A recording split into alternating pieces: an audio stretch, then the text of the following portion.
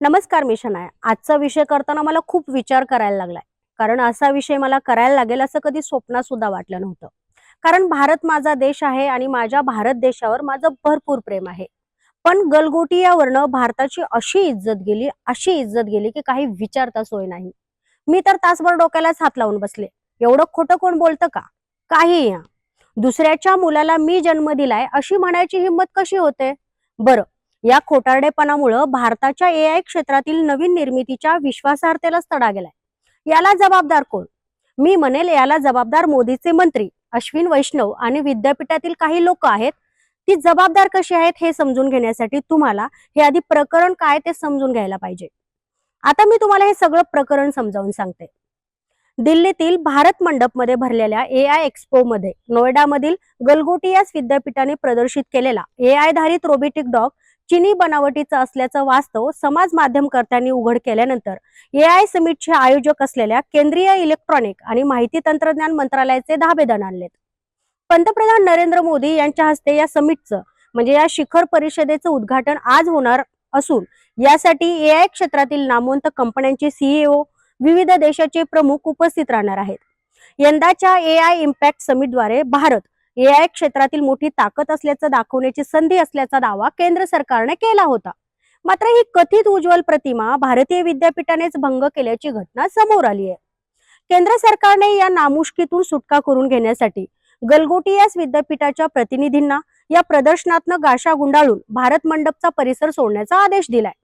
हा आदेश विद्यापीठाच्या प्रतिनिधींनी देखील तात्काळ अंमलात आणला.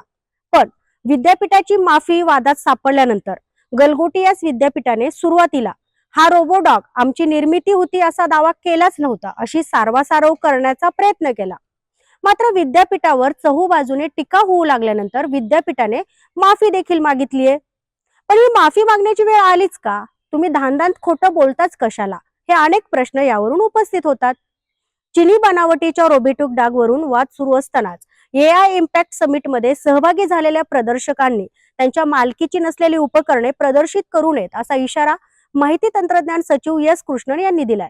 अशा व्यासपीठांवर दाखवले जाणारे काम अस्सल असावं आणि उपकरणे ही स्वनिर्मित असावी असं सांगतानाच कृष्णन यांनी प्रदर्शनावरील वाद टाळण्याचं आवाहन देखील केलंय.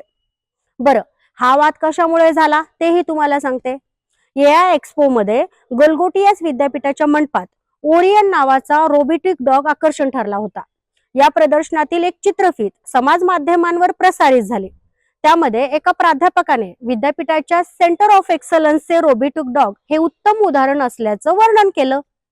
त्यांच्या या दाव्यामुळे हा रोबो डॉग विद्यापीठाने स्वतः विकसित केल्याचा आभास निर्माण झाला. ही चित्रफित खुद्द केंद्रीय इलेक्ट्रॉनिक आणि माहिती तंत्रज्ञान मंत्रालयाने समाज माध्यमावर अपलोड करून त्याचं कौतुक देखील केलं. ही चित्रफित प्रसारित होताच एआय क्षेत्रातील तज्ज्ञ आणि समाज माध्यमकर्त्यांनी हा रोबो डॉग युनिट्री गो 2 म्हणून ओळखला जातो आणि हे उत्पादन चीनी कंपनी म्हणजे चायनीज युनिट्री रोबोटिक्सने बनवलेलं आहे. तसंच आंतरराष्ट्रीय स्तरावर हे उत्पादक विकलं जात असल्याचं दाखवून दिले. त्यामुळे गलगोटियास विद्यापीठाची ही चोरी उघडकीस आली.